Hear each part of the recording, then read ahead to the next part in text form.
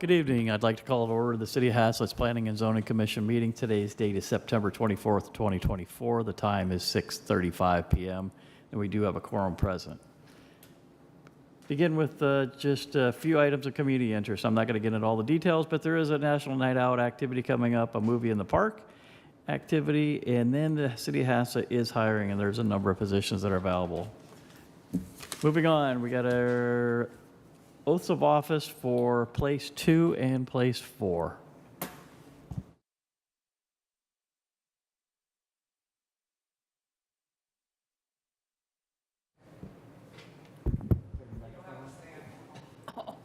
Oh, we don't have to stand? I guess if you want to use the microphone, it might be easier to sit, right? Sure, I'm game. I'm flexible. Am I the only one reading? Nope. Come on, Paul. You ready? Yeah, All right. Statement of appointed officer, right? right, ready? Yeah. I, Paul Doreen, Wallick, Snediker, do do solemnly swear or affirm that I that I have will not directly, faithfully execute. Are you reading the different one? No. I don't know, statement of appointed office. Go Oath of office. back up. Okay. Erase. Doing this one. Yes. All right, very good. All right, we're on the same page. Start again. I, Doreen Paul Snediker, Wallick, do do solemnly solemnly swear swear or affirm affirm that I will faithfully faithfully execute execute the the duties duties of the office of Commissioner, Place Place 2, 4 of the and Planning and Zoning Planning and Commission Zoning Commission for for the City of Haslet, and will will do to the best of my ability preserve, protect, and defend the Constitution and laws of the United States and of this state, so help me God. Okay, that was pretty good. Now, the other. Terrible. Ready? Yep.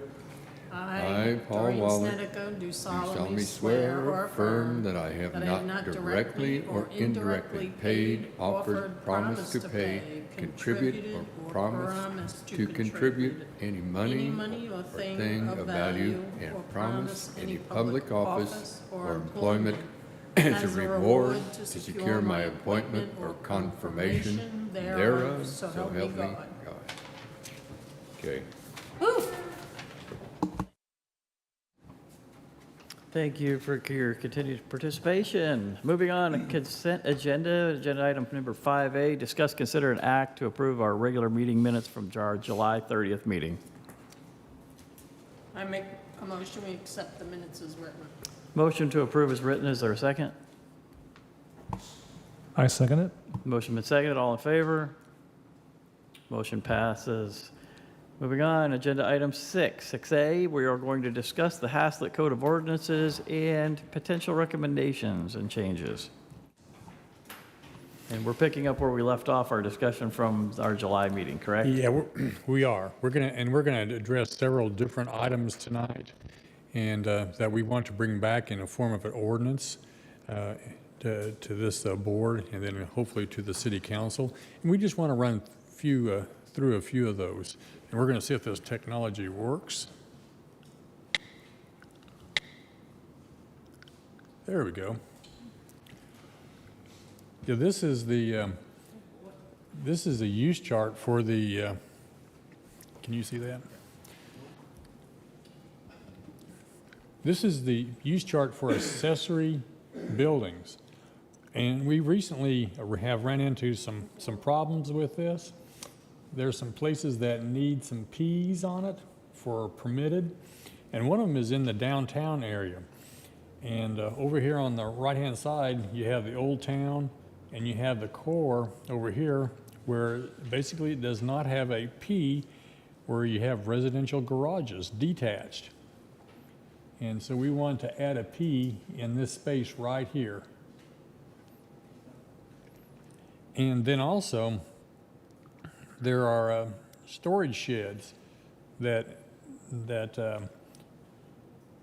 you see right here where it says storage shed residential, but how about a storage shed for a church?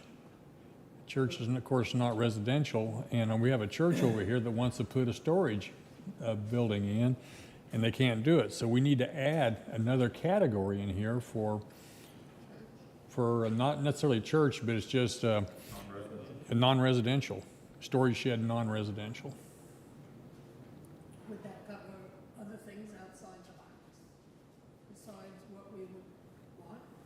Well, right now, the only thing that you have in the core is residential uses,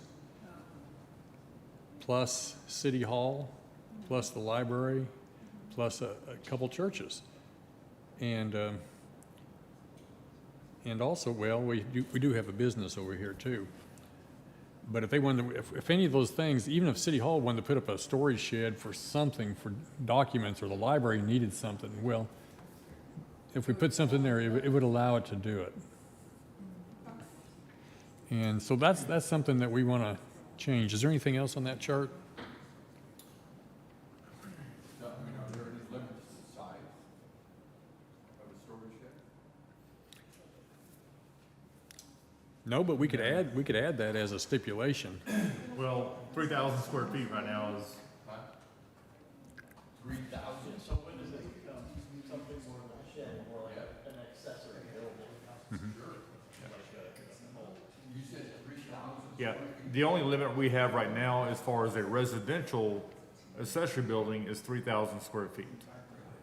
That's the biggest you can get. Now, we do have other rules in here, such as the residential pool house. That one's limited to the, I believe, 800 square feet or whatever that is. So, but the biggest you can go for anything accessory residential is 3,000. So do we have storage shed defined anywhere?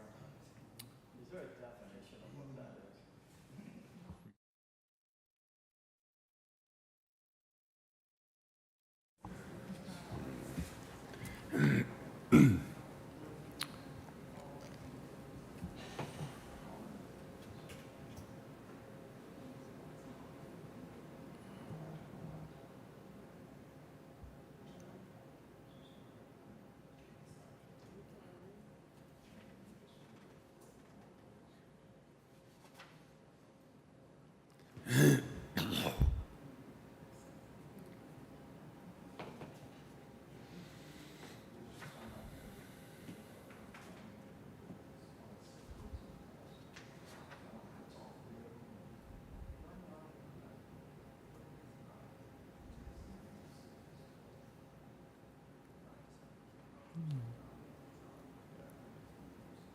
You don't have it under shed or storage shed.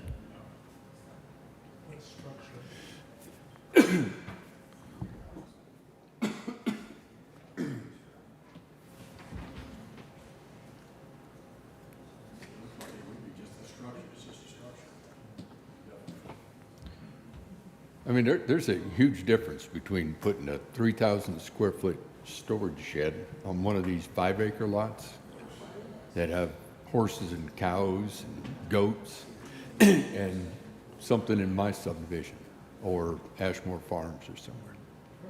I mean, my house is 3,000 square feet. Yeah, 3,000 is big. You know, That's a lot of cities that I work with, they're like a 600 square foot Yeah. maximum as a But storage shed. I'm just wondering if that was written way back when. Not really. It hadn't been that long. I would say that ordinance was probably written 2016, 2017, somewhere around. Really? So should we define shed to be something of smaller scale than, A storage shed. Put lawnmower equipment in, put extra chairs in, or things like that. I mean, I can't imagine it needs to be any bigger than the pool house. Yeah, we can definitely give some definitions to some more of these terms and bring them back Yeah. for the ordinance. Yeah, where is that in here? It's on page 24 in the ordinance. It's in section 4-3. yeah, but that makes sense to have it in there, though. I agree with that. So we can define that, you know, the shed It's a barn. as 800 square feet in the core area, because these lots are small. Right. for the most part. Do we need to look to confirm that all those other items are also defined? On that table. Yes. Oh, I don't have that on printer. You got that darn printer. God. I used to do all of that. I'm not saying we cross-reference everything tonight, but as a takeaway, just make sure that everything's properly defined. We'll do that. It helps my job to have definitions. Well, it would. I mean, if we're gonna talk about sheds, let's figure out what do we really want to talk about, as opposed to a auxiliary building. And I Okay. can imagine if somebody wanted to build a building to put a motorhome in, something like that. So I saw on the table there was storm shelter. Is there any areas where you would say we would not want below ground or not want above ground storm shelters, or is it? I can't think of a place you wouldn't necessarily want to exclude it from. Okay. Well, or maybe it's, well, here is, it's okay to have above ground, maybe here it's not, or vice versa. It's okay to have below ground, but not above ground. I didn't know if there was areas that you would say you would prefer to see one or the other. Yeah, that may be something, storm shelters, and Mike, correct me if I'm wrong, storm shelters or hardened buildings, like in the building code, even for schools, have to have hardened areas, Sure. which are basically storm shelters, but they're not like underground. They're in, usually they're, if they have a hardened hallway or they have a hardened room. One of my neighbors has it in her bedroom closet. It's actually a stone-walled little room, not a panic room, but it's actually a tornado shelter. Yeah. But like mine's below ground, you've been in it. So I just didn't know if we should separate that and say above ground, below ground, or if it's permitted everywhere, then we don't need to change it. Probably what we need to do is allow storm shelters everywhere. That's what I would think. Yeah. Well, are those limited to a size? Not really. No. Like the school, I mean, the entire gymnasium is a storm well, shelter. that's true. You can Okay, make your then whole house tornado proof if you wanted to. So back on the shed thing, would it make sense to have like a percentage? You can only build this size of shed if you have this much So land. that's already built into the size of structures on our property. It's a percentage. Like in the R2, you can have up to 35% coverage of a structure, and that's any vertical structure. There's some further definition for that, but that's already built into some of the zoning areas. 35% of the land area, Correct. yeah. Is it still in the ordinance that the structures have to be behind the main residence? They have to be they can't be forward of the front wall, essentially. Okay. All right. The front wall extended. Right. Right. The plane. Okay. I thought at one time it had to be behind the main structure, like it couldn't be left or right of it. But There was the discussion of that when I first came to the board. there was. Yeah. I'm glad to see it's not there though. But that's where it was decided was the front. But it can be visible from the street, It can be, yes. Yeah. unless you're in my subdivision, then it can't. I believe that definition just merely states cannot be forward of the front wall of the residence.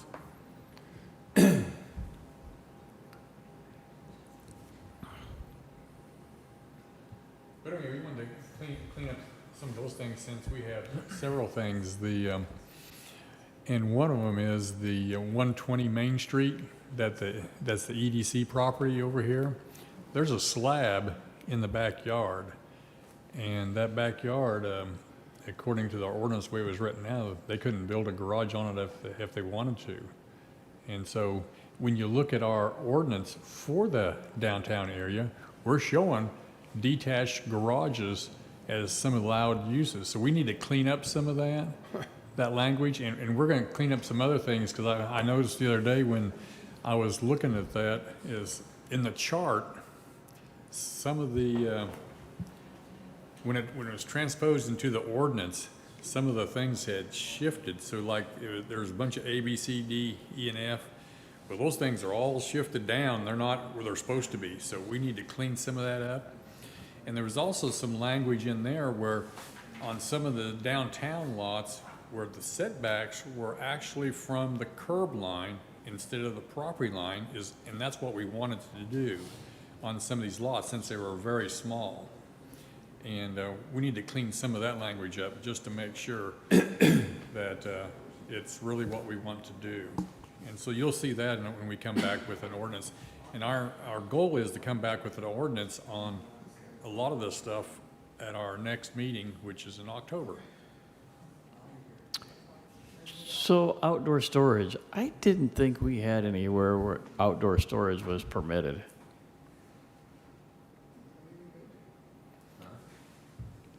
Fifth from the bottom. Shouldn't it be covered? Wouldn't it, that part of it? You're thinking uncovered outdoor storage? Outdoor storage to me means it's out in the elements. It's not under the roof of the building. But I didn't think we had anywhere in the city of Haslet that outdoor storage was permitted. Does the, oh, it says it. Well, But it says it. special conditions apply, but I didn't think under any circumstances we allowed for that. Just think of the feed store across the street, they're largely But that- outdoor storage for that. But that's not storage, that's merchandise they're selling. That's more display than anything. Yeah, I mean, that's a retail establishment, that's their, What does it define? Do we define outdoor storage anywhere? but you know, think of like the airport facilities, warehouse, you wouldn't want them to stack all kinds of pallets and rack and just obsolete stuff out in their truck courts. I mean, that would just be eyesores. If it's in there, this is the time to take care of that.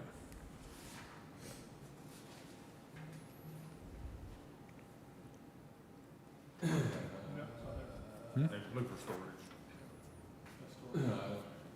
See anything open space on the property? Is it under storage?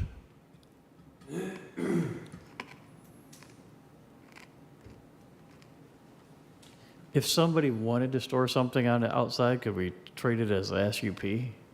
And it's defined for a specific use? We could. And just get it off the table and say you can't do it? And if you want to do it, you got to file a SUP? Yeah, what we could do is, on that chart then, we go back to the chart.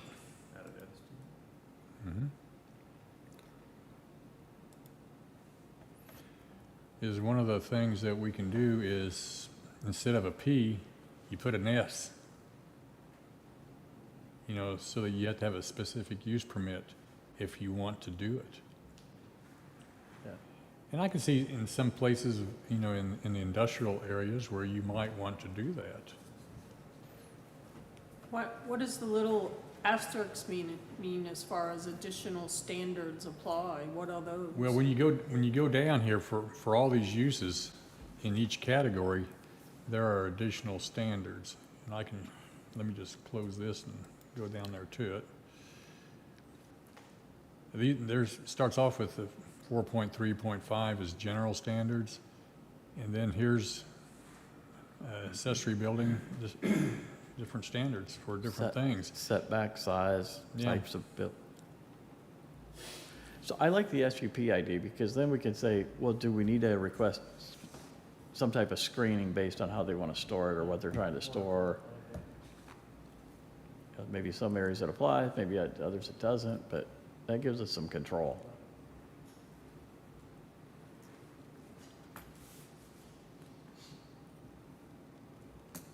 Yeah, if they want to store flammables or something, that wouldn't be permitted. But outdoor propane storage is absolutely something that we have to permit, right? They can only store so much propane inside the building. And they probably wouldn't want to store it inside a building. Yeah, it might be on the back of a forklift but yeah, they wouldn't want to have bottles stored all over inside the warehouse.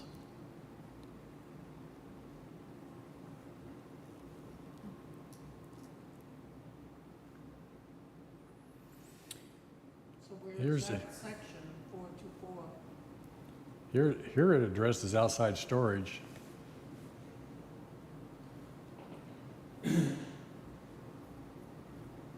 So we'd have to go back and look at the screening requirements in Article 5.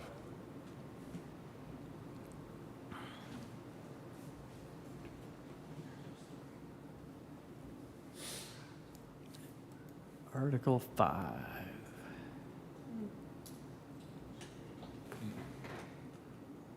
I don't think we have Article 5 here. Oh, wait, there it is. That's 4. Where is Article 5?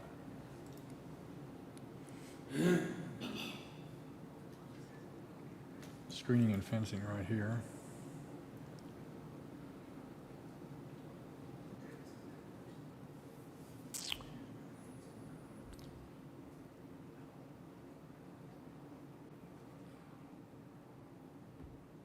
Outdoor storage areas, E.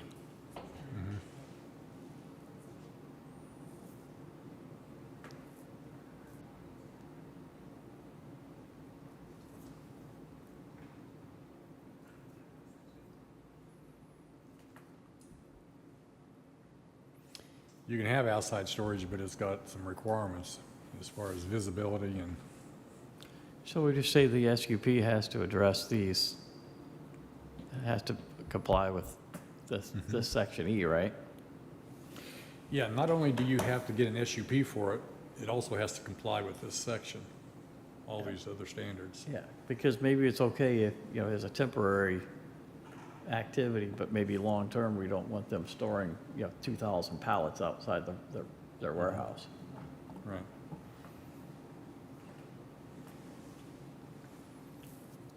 Okay.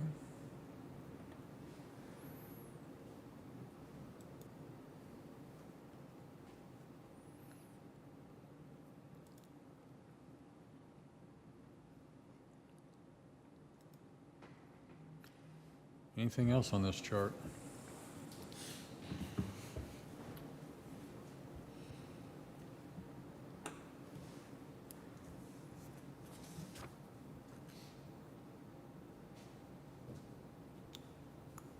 You're talking about electrical vehicle storage charging stations. You're talking about you see at the airport, right? Like the superchargers. You're not talking about like someone setting up something in their driveway. That's the 5 from the bottom, 6 from the bottom. Yeah, that's something that I don't think this ordinance ever anticipated was, Correct. there's like single-family homes have charging stations now. They're generally in the garage, right? But I'm thinking somewhere down the road, are people with larger vehicles going to want to, plug them in outside? I don't know. I prefer to leave it this way. I just didn't know if you guys had thought that part of it through or have you considered it. I think at some point you're gonna have to allow this everywhere. I mean, I think that's. Pretty much, I agree. I just didn't know if you want to do it now, yeah.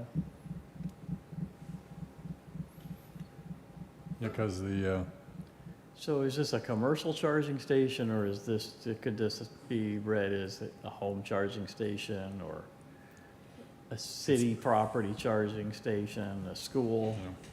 it's both, it's everything. It's everything, It's not it doesn't discriminate against one thing like a house. Has a different column, residential, commercial, public. But it's not under residential, R1 and R2. Yeah, Not permitted. I think we ought to just put a P on all of them. Yeah. Because they're still going to come back and talk to you, what's it going to look like, where you're going to place it, right? Yeah, they gotta go through a full permitting Yeah, process. so for we're not it. gonna- Codes. So someone could, yeah, okay, that's We just have to follow electrical code, right? If it's at a Yeah. house, yeah. But, so you could conceivably, next to your driveway, have a Tesla-type charging station sitting there? I haven't seen any outdoors yet. They're all. No, inside the garage. I don't understand, but right now you can't have that because it's not permitted under residential. Not yet. But if we make it permitted, then what would happen? Somebody comes on with a Tesla-type, whatever. Does it mean, though, that it's going to be outside? Does it state that it has to be outside? No, I'm just saying, what if they want to put one outside next to the driveway because the garage is full of junk? Or you have a They don't detached, park their or you car. have a detached, That's one thing, those bigger, those Tesla trucks are kind of big. Huh? The new Tesla trucks are kind of big for the garage, so they may not be able to fit inside. Yeah, my Tesla truck won't fit in my garage, so I want a charging station outside. I just want to pull in, plug it in, so I can take off in the morning. See, I'd almost read this thing here, electrical charging station. If you had it in your garage, I don't think this chart allows that. Well, you can put them in your garage, I mean, you can. I know you can put them in your garage, but I don't think our chart allows that. 'Cause that's a You that's a don't- you use of a don't- residential district. You don't allow what a truck, what? You don't think what allows it? Just because it's inside a building in a residential doesn't mean you can do it. That's right. Yeah. That's Yeah, like, that's just like some stores that you might not want to have in a commercial district unless it's specifically allowed. Just because you can't see it doesn't mean you can do it. Yeah, I'd be more inclined to say, let's put the P on our table and let the HOAs deal with what type of structures are permitted. Well, let me, from an HOA standpoint, that's a problem, but that's, yeah, because what HOA ordinance or They have to write one. you know, all of our bylaws and all of our CCRs don't address things like charging stations, because most of our ordinances, probably in years are 20 years old. That's right. They're old, they're out of date, they don't address. We just completely redid ours in the Meadow last year. I'll bet you they don't even address it. And I have to enforce it. But I'd put We didn't address solar panels. Your stuff, it doesn't address solar panels. So you're limited on, you know, what you can allow and not allow. But, yeah, charging station. I mean, you can get a permit to put a charging station in your garage. Yeah, I mean, you have to bring the proper power there. Right. And then you got to put the proper appurtenances in there. Yeah, What I'm saying, the way this is currently, without a P there. can't do it. You can't do it at all. Exactly. Can't do it. But that's probably not the way it's technically being interpreted at this point. But I would say, if somebody would challenge it, you say, you can't have an electrical vehicle charging station in your garage. Well, I think that ordinance here supports that notion. So we need to change it. Because it's not allowed, but would there be a distinction between then an indoor and outdoor? Would you put on here exterior electric vehicle charging station? That way, if somebody wanted to put it outside, you can say whether or not you can, where you can have it at? All the ones I've seen, we've had a lot of them here lately, they're all inside the garage. Yeah, people are putting them in their garage. somebody drags an extension cord out, plugs their car in, is it outdoor? Or if they have a solar? You don't No, know but what he tomorrow's just- charging is gonna look like. Exactly. I But he just put just the said P on it and leave it alone. they're putting them in the garage right now, but they're not permitted. So how'd they get them? There's no additional standard for that. I mean, you wouldn't want to deny somebody from doing it. No, and I think that's just something that's just evolved. Exactly. So. We just need to make sure what's happening now is what we need to make sure that our ordinance says you can do. I think we need to make it so that it's P with an asterisk, and then you can actually use those other special conditions or standards to define indoor what's appropriate and outdoor what's appropriate. Because when you start putting 220 outside, you've got to take a lot of other provisions for safety and weather and all that.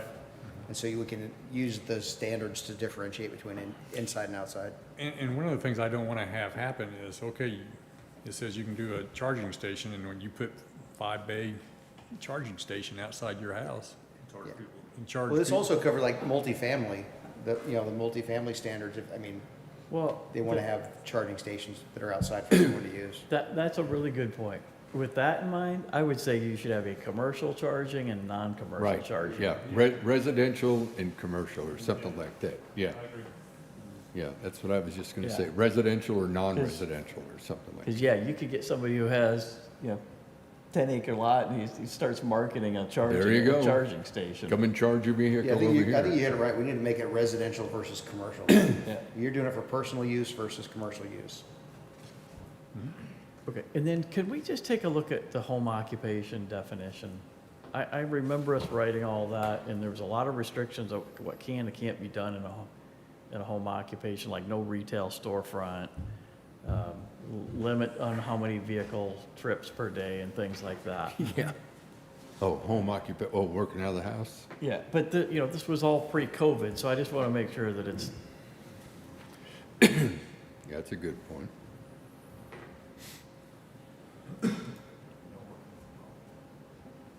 No more working from home. Both of my neighbors do. I just got approved. What? I just got approved to work from home. I'm kidding. 3 years. Both of my neighbors work from home. Do you know where Yeah, that's? next door and across the street. Doesn't bother me. Maybe I can do a search. They mow the lawn in the middle of the day. That's one of them. Yeah, go back to the session structures and it talks about it. When I Oh, tell okay. you, it's not easy to navigate. no, it's the easiest thing to do is just type it in the search and, Yeah. get your list of 400 things and figure out what they're on.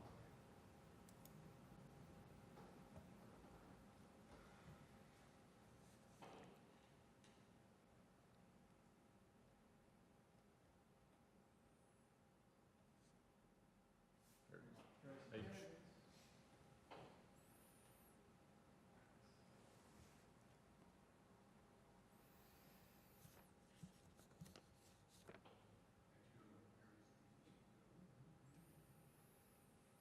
20% of the floor area.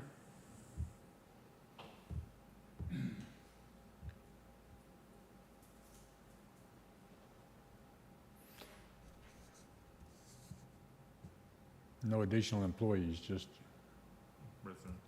residents. No signage. So where we say premises along the curb immediately adjacent to the premises, wouldn't it be opposed, just taking that curb off of there? You may not have a curb. You have roadside ditches. Is the intent though to say, look, you can't bring 10 people over your house, right? Bingo. So- It limits Yeah, the number of people who can be present. right. You load your driveway, then you load the street. It doesn't say the street, it says adjacent to such premises, but what does adjacent mean? Is that directly in front of, is it left, right, across Yeah. the street and in front of? Yeah. That's still a lot of cars. Yeah. I think G kind of takes care of some of that, so home-based business shall not create traffic or parking congestion. Okay. So I would just be inclined to change C and shall be limited to the driveway, take the rest of it off. Well, because that's just one customer. Casual observer or person Maybe with two. normal Yeah. sensibilities. Are you guys okay with that change? If you're looking at point C there, be limited to the driveway and take the rest of that off? I mean, you still have to be able to allow parking in front of the house. I think it's, for me, when I'm reading this, for me, it's more a spirit than it is actual enforcement. Like you're saying, you can have 3 or 4 cars in my driveway, then 2 or 3 in front of my house. That's a lot of people. Yeah, that's a good point. Yeah. B says, so you can't have vehicles, connection, blah, blah, blah, so that a casual observer or a person of normal sensibility will not be able to detect any sign of the premises being used as a home occupation. So if I had 4 cars in my driveway and 3 parked out in front, A sensible person would is that say, a sign? that should be a sign, yes. A person with normal sensibility. Normal sensibilities. That's any Sunday in my neighborhood. Yeah, Any Sunday in your neighborhood. Yeah. Could be, yeah. could be, home church, sure. Cowboy game. Cowboy game. That's party. Well, home church, we have home churches, we have groups, people park all around. That's not a business, It's not a business, that's a social gathering. and the cowboy, it's not a, yeah, that's a social. I just have to prove that they're doing it, so that's the burden is on me to prove that. So Okay. What's the deal about the curb? Well, I was just trying to, because it says curb adjacent, I think immediately people adjacent, associate visiting the premise, they park in the street, they can park in the driveway. Yeah. They can load up. the premise is the lot. Deal with all that. Yeah, you're trying to keep them from parking up and down the street. Yeah, the neighbors have to deal with all that, and that's all. Yeah, you don't want them, you want them to park in front of your house. Yeah, the premise is the lot, basically, the lot extended to that curb immediately adjacent to it. Lot line to lot. Not in front of your neighbor's house. No.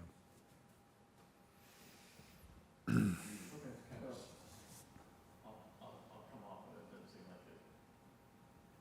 I mean, I think you saw my point, but, yeah, I mean, I don't want my neighbor run their really business and end up in front of my house. No, that's what we're saying. It's supposed to be adjacent to, which is in front of QUORUM. Start getting rid of the problem. Okay, all right, we go back to where you left off on the table. Okay.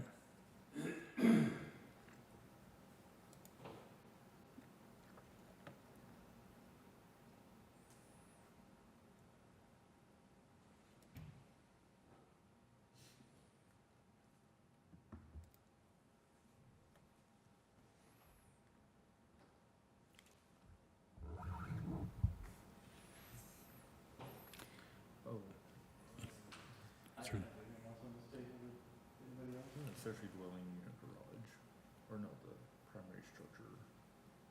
Which one is it? Go look that up, at E, 426E.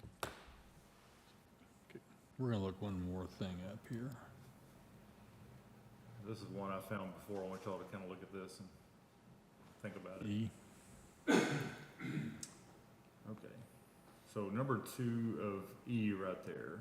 So accessory dwelling unit garage, accessory garage apartment that meets the standards in this section shall not count as dwelling unit for purpose of calculating density. All right, so look at number 2. So maximum size shall either be the garage floor area or 400 square feet. What if the garage floor area is 1,000 square feet? Now you can have 1,000 square foot. Whichever is greater. That's a good point. I wouldn't care. That would be all contained indoors, right? I think this was supposed to say whichever is Greater? most restrictive. I think that's what that should say. Whichever is lesser. Yeah, or up to 400 square feet. I think that's what that was probably supposed to say.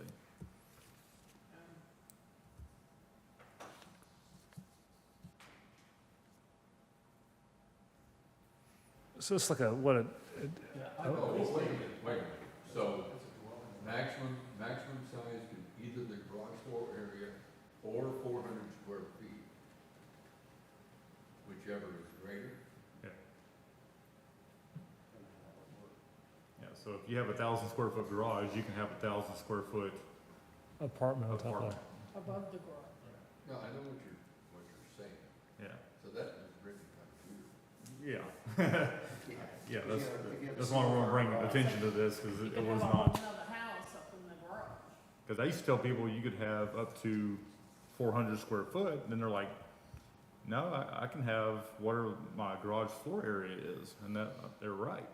Like, so if it's a 4-car garage or a 5-car garage, they can have. If you have a 1-car garage, you can have This needs to say the size of the garage floor up, or up to, and then there was a threshold, Well, would you just put, but no more than? You say the garage floor area or no more than 400 square feet. That's all you have to that. No more than square feet, the right number. If 400 square feet's the right Pretty number. small. Is that for an apartment? That is a small dwelling unit, yeah.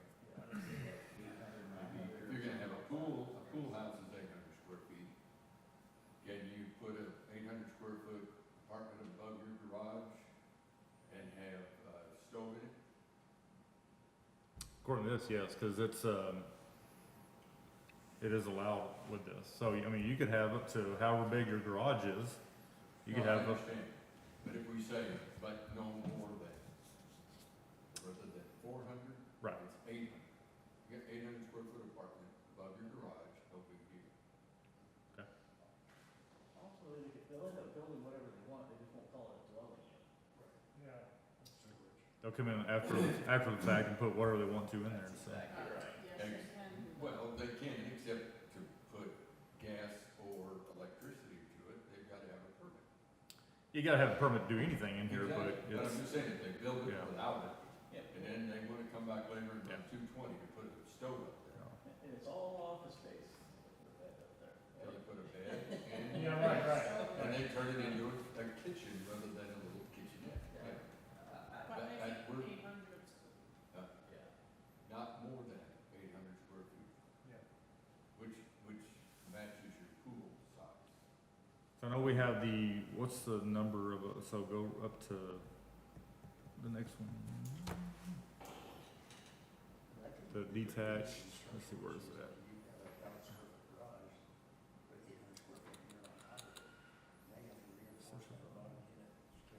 Am I going too high?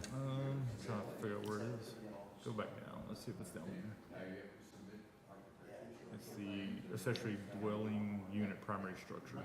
So that one's limited to 500 square feet. So if you look at F, so the accessory dwelling unit primary structure, so that one's actually limited to 500 square feet. And you can, That's a defined dwelling unit. yeah, you can have a bedroom, kitchen, everything else. It's a miniature home, but it can't be more than 500 square feet. One bedroom, one kitchen. Gotta change that to 800 square feet too. But if somebody's got large property and they wanna put a trailer on, I mean, I don't know if anybody's got property big enough to put a. So if we make that 800 square, what's the difference between F and a pool house? So pool house doesn't have a bedroom. I'm aware. Okay. Suppose. So don't call it a pool house, I'm gonna call what I'm gonna build out there Right. an accessory dwelling. Yeah. So I wanna put an 800 square foot building back here that's gonna have a bed and a kitchen and everything. We've been through that. The one in Oh, I know. Meadow, I mean, they're 1,400 square feet, but.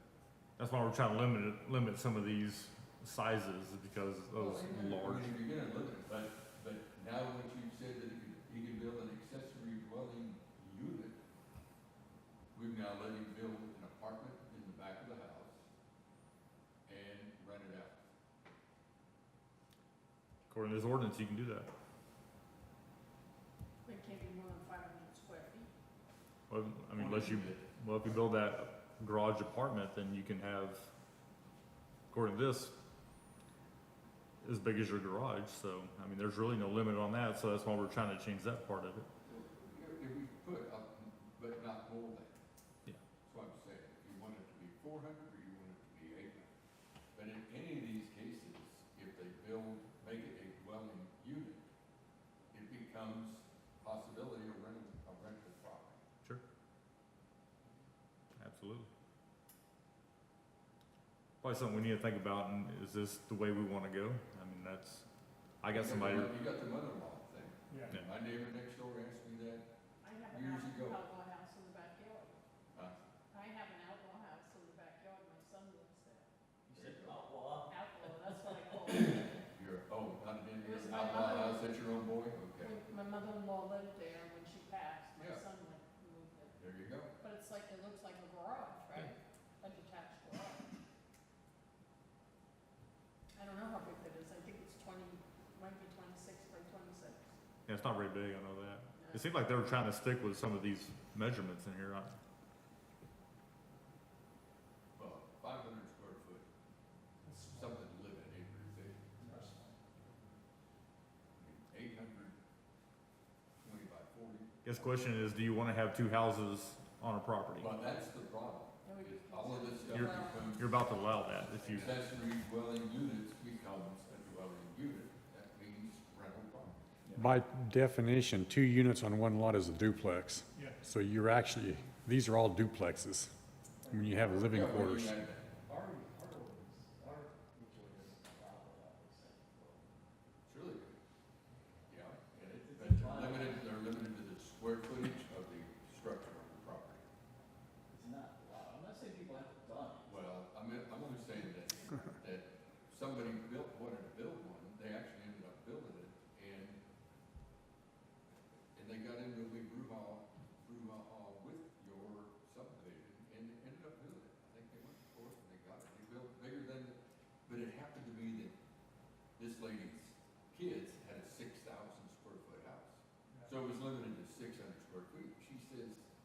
I'm gonna build something to live in, it needs to at least be, let's say, 800 or 1,000 square feet or something like that. And I think they ended up building it there. But I'm not arguing, I just happen to know that lady, and I know the people whose house it was. I mean, otherwise, I don't know anything about your subdivision. But we would have the same problem in the meadow, and arguing about that. Ours say it can't be a dwelling unit, so we'd be in conflict.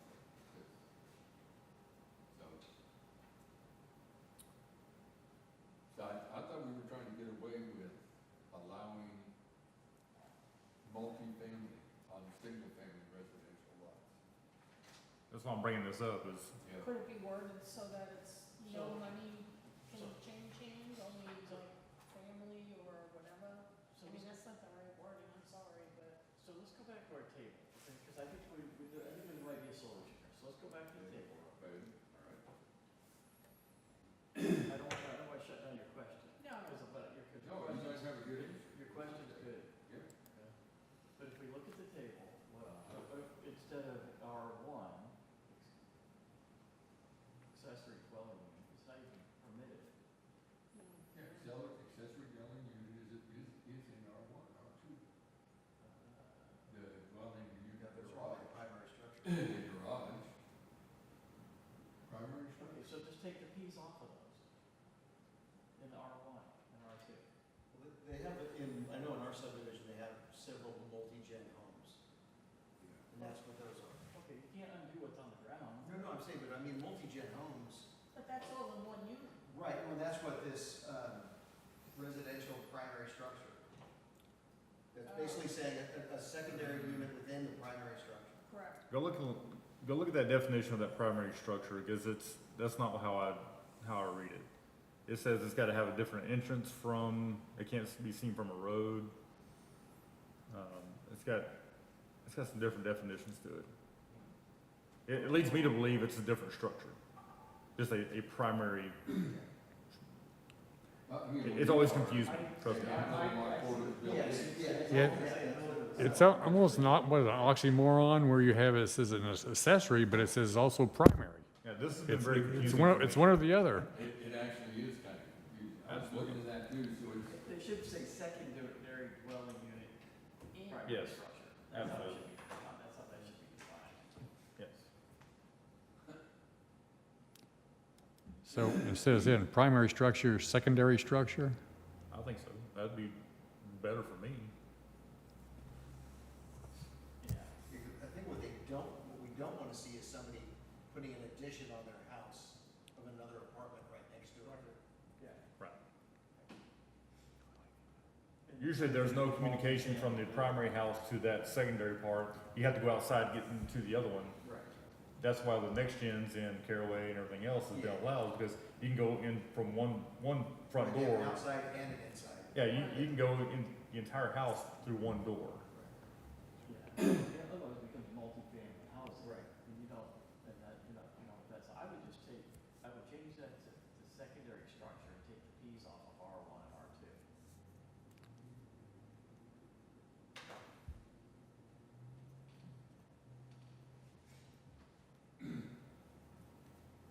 Because I actually have somebody about to apply for one of these in R1, if they haven't already applied for it. Would that solve what we're trying to say here? What are they applying for, would you know? It's the 500 square foot, so the accessory dwelling unit, 500 square feet. Attached So- to the primary? No, it's separate. a detached living quarter Yes, limited to 500 square feet. right. That's what they're applying. Yeah, okay. Yeah. So that ordinance would allow it. The next question is all the covenants and restrictions and HOAs, but they may not have. Right. This one's in Q White, so it's 5-acre tract, no HOA, so it's not gonna be that obvious of what they're doing, but if you put something like that in Ashmore Farms, something like that, you're gonna know. Yeah, I What think they're doing. all the traffic impact, and all, construction of the roads, you got all of the driveway parking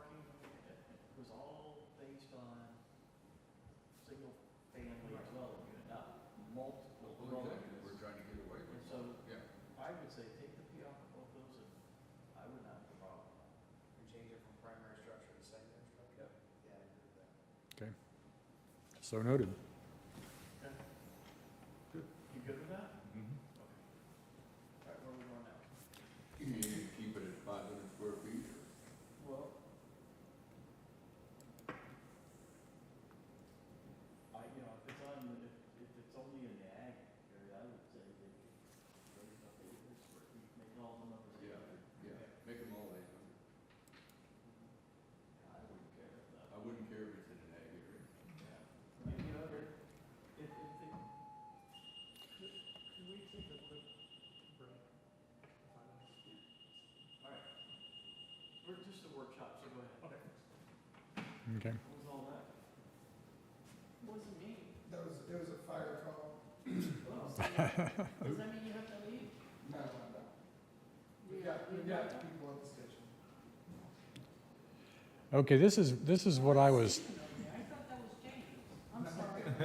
So did I when I didn't see you a whole face until now. I'm sorry. I thought it It's was okay. James too. I'm sorry. Yeah, I told Stephen he's in charge of all the road. That's why I told her that. It's not me. Well, James is all the same. I had that one over my head. All right. this is what I want to go back and change because, and I went back to the original Word document and things slipped because you can see A right here is the front yard and it's shown up here as a side yard. So all these things have been shifted down two spots. Yeah, And so it just leads to some confusion. And to me, it leads to confusion. Yeah, if that needs to get cleaned up. And then on some of the, the garage setbacks, the idea was, to go from the sidewalk to the garage as a 20-foot setback. And that's not the way that it reads up above. And so I'd like to go ahead and change that. And on the side, it'd be 5 foot back here, which is, that's allowed in this district, 5 foot. So, So it's a 20 foot from the property line? No, it's 20 foot from the Where do you want it? sidewalk. You want it to be there? Yes. And the reason why you want at least 20 foot, and these are because this is the Old Town core. These are small lots. Okay, this is town. Just Old Town core, just right out here. Yeah, all right. And we had discussed that when we were putting this thing together, but 20 foot allows enough room for a vehicle to park and not be across the sidewalk. And that's the purpose for the 20 foot. But if you go back up here, it reads just a little bit different, on the things. But there's some notes too about it. The existing are exempt from some of these things. But we just need to clean it up a little bit. Make sure the charts jive with the written words. yeah. So is this only applicable in Old Town? Yes. These setbacks don't apply anywhere else? No, just in the Old Town area. Because the other areas, the side yard interior is 10 feet. I think a lot of them are 15 foot or more. Okay, I just want to make sure I'm looking at this right. Yeah. This is just Old Town. Yeah, you go up here to the, let's see, this is, that's ag. Under the R1, the lot setback from the side is 15 foot. All right, Rear is 7, 10 maybe or something like that. yeah. And the other thing that I also wanted to look at tonight is something we talked about the last time, and that was under section 8. It was mentioned that we wanted to look at nuisances. I'm sorry, oh yes, the nuisances, and those were odoriferous? Yeah, and this is the nuisance chart here, and I was going to print that out for everybody, but it was like 32 pages. And so I said, well, let's just look at them. Is there anything particular that we wanted to look at? Well, we talked about like outside entertainment, bars or something, that were gonna create a noise pollution. We talked about restaurants that would potentially create smell pollution, I'll call it that. Mhm. Have you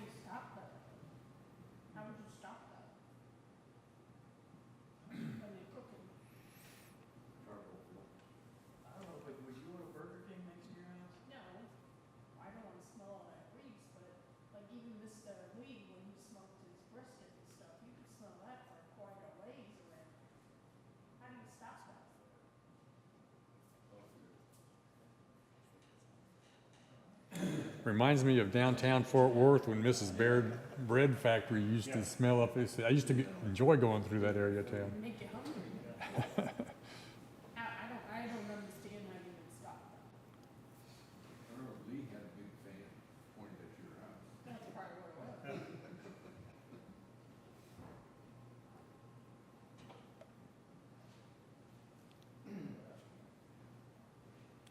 So,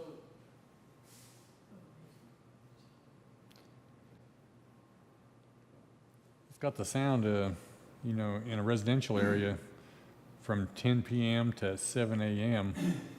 But no limits on DBA, no limits on decibels. We used to have that something. I don't, look how that says in a residential area. So it says the use of the mechanical or sound amplifier in a residential area. It's not outside of a residential area affecting. It's inside the residential area. But what I was talking about when we brought this up was like a nightclub or an outside. Next to, and the sounds carries into the neighborhood. Yeah. Heck, I got sound carried into my neighborhood from the football field behind this, the church. I don't care, I mean, things like that. Do you want a nightclub outside your neighborhood? With a I have a daycare center with all of the kids screaming. Yeah. Not at 2 o'clock. So that's what I'm trying to. But this says it has to end at 10 p.m. Because that's what the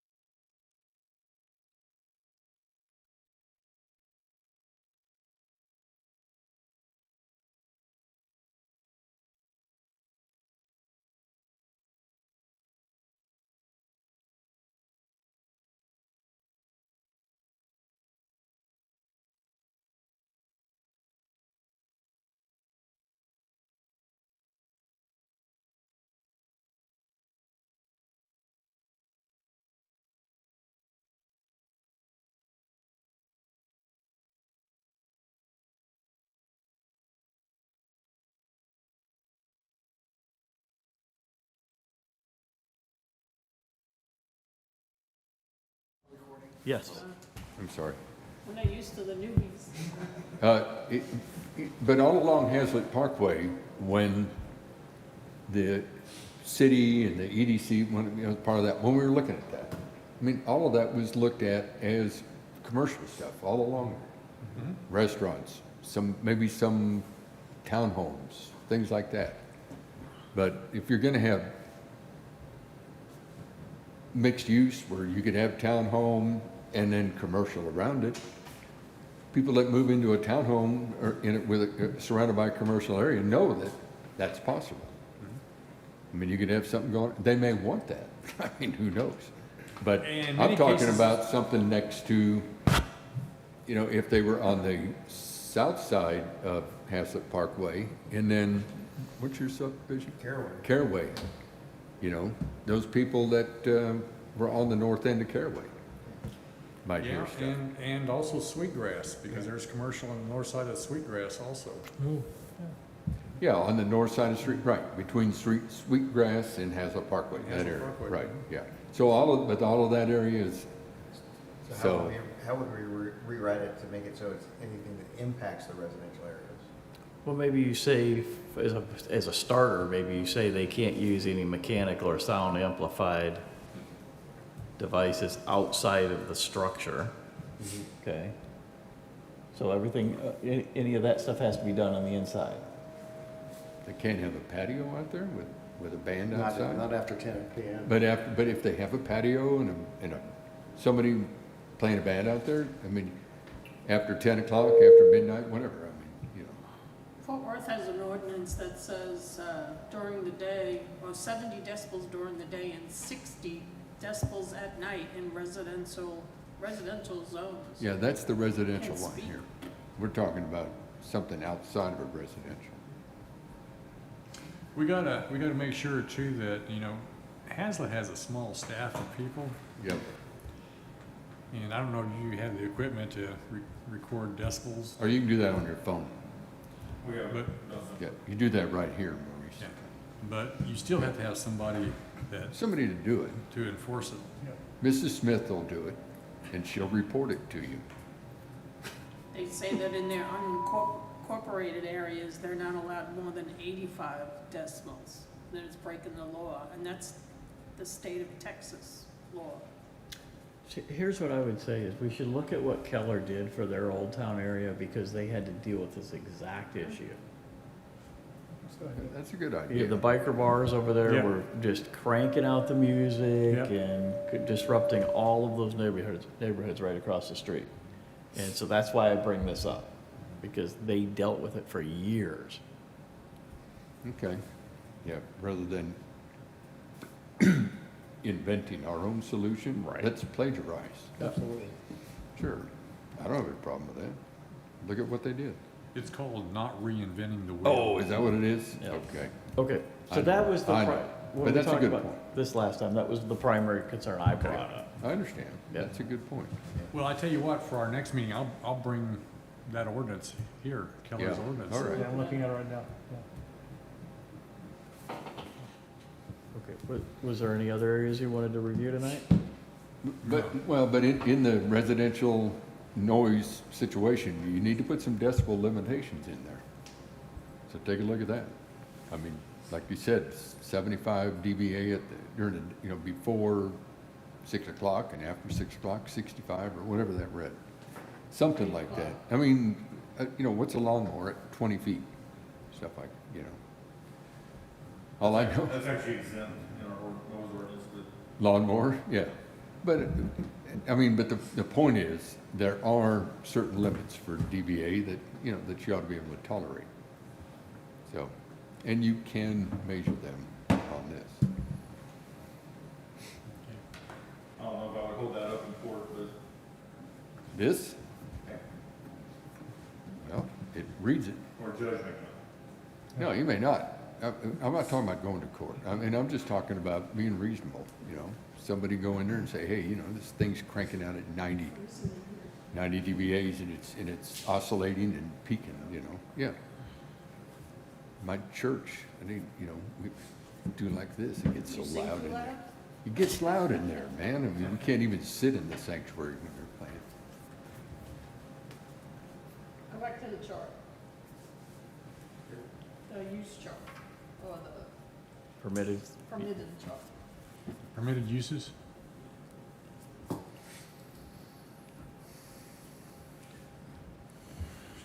Should be table 4.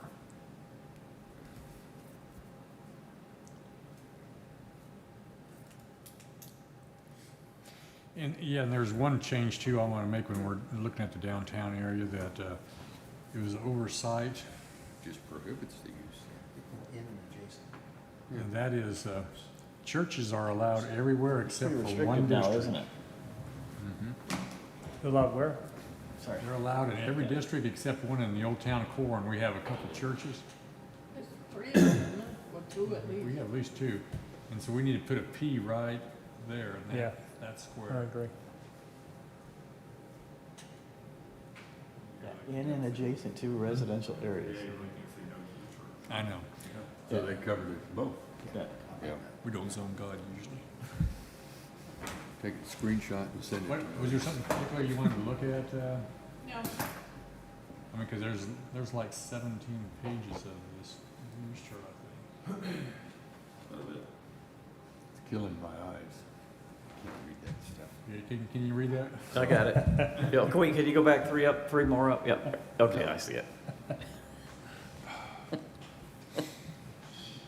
were there any, Shooting club. Look Oh. at that. That is one thing I do want to talk about just briefly, is that we want to clarify paraphernalia sales and tobacco and CBD stores. Make sure they're not in the C1 or the general commercial, because we really don't want to see them up and down 156. Yeah. And I'd rather, if you're gonna have them, put them in an industrial district, or even though we actually put already them in, have one? huh? Even though we already have one? Just because you have one, you don't, because we've had, well, let me just say this, there are some people who are looking at, the Mai Tai over here, to buy it, not to use it for a restaurant, but to use it for a smoke shop. So the EDC, B board put in their contracts that it can't be used for that as a standard in the, like a deed restriction. And so, but we don't want that to happen up and down 156. If you change that though, the place that's already there, would they have to close up shop? No, it's called a legal non-conforming use. Yeah, you can't put them out of business. They just can't expand. So are we gonna come up against any, I'll call it pushback if we do that? If it was challenged, does that stand up? Yeah, yeah. That's what, in zoning, that's one of the things you can do. You can establish, where you run into the problem is if you have a use and you don't provide for it. If you say, no, we're gonna outlaw them totally, then the courts will tell you where they're going to be. So if they're allowed in a district that's more secluded, not gonna really impact the visual aspects of the city, perfectly fine. And that's also the way a lot of cities handle SOBs. I was just gonna ask that question. So we'd have to put it somewhere, so where would we put it? Well, I would put it in the AF district.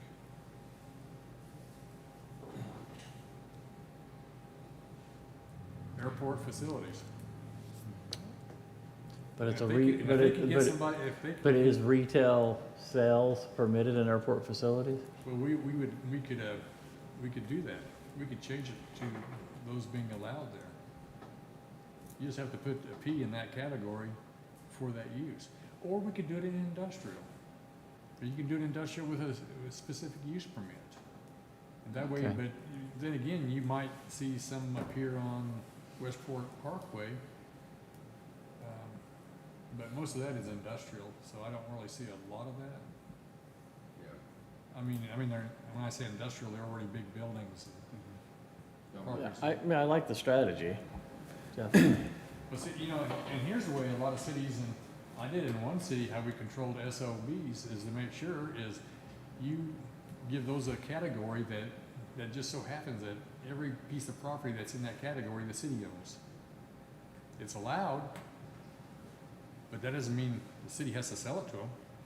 I thought we had somewhere in our ordinances where if it was actually in the city, they couldn't come.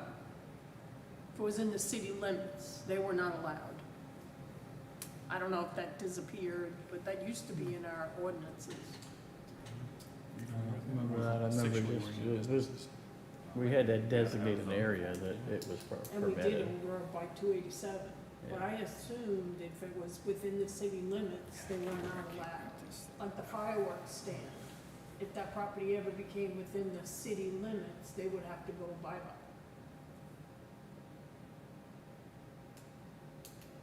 So do you have some ideas of where you would put that in here then, if we say, let's make that change? Well, there's only two districts I would ever want to see those in, and one would be the industrial or the AF district. The industrial is probably the better choice. It's not, But it could end up on Haslet Parkway, right? Because we got some industrial along Haslet Parkway. yeah, but you put it in there with a specific use permit. It's an allowed use with a specific use permit.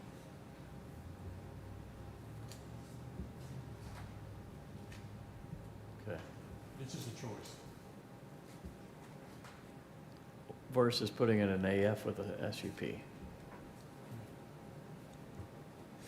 We have fewer residents probably traveling through AF once Haslet Parkway's opened Yeah, up. it's just the area up to west of the airport. Yeah, so I would say, anybody have an opinion? No, I think the airport's probably better. Again, just trying to keep it hidden or Yeah. away. Yeah, I would say more, I would lean more towards AF. Yeah.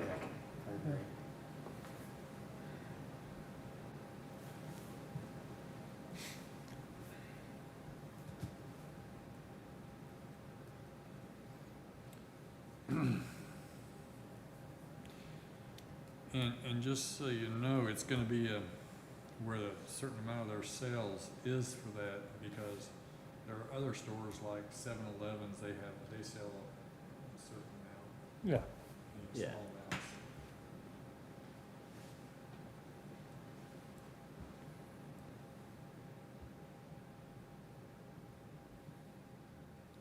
Is there something else on this table you wanted to look at?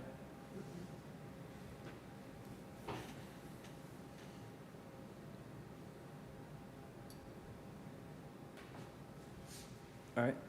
Anything else for tonight? I don't think so. Okay. Anybody have any other questions, thoughts? All right, so we're going to continue our workshop to our next meeting, or do you think they'll be ready to bring some of this back as changes to our I want ordinance? to bring some of it back this next time. I know, at least on the accessory uses, Okay, we have a couple people that are chomping at the bits for those corrections. okay, so we'll continue discussion on some items. I thought the monitor was tipping over I with was that. getting, I caught it on the corner of my eye and it was fading away. So we'll have some ordinances coming at us, and we'll continue some discussion as well, right? Yes, and you should have a site plan or two coming at you. also. Okay, all right, so this is the October meeting, all right. And let's see, we got our exhibit in for agenda item 7A. Anything else that you want to talk about for future meetings? Any other workshop stuff beyond this that you think we need to be talking about? Not at this time. All right, I make a motion, we adjourn. we are adjourned, the time is 7:50 PM. No, I was talking about those. This conference is no longer being recorded.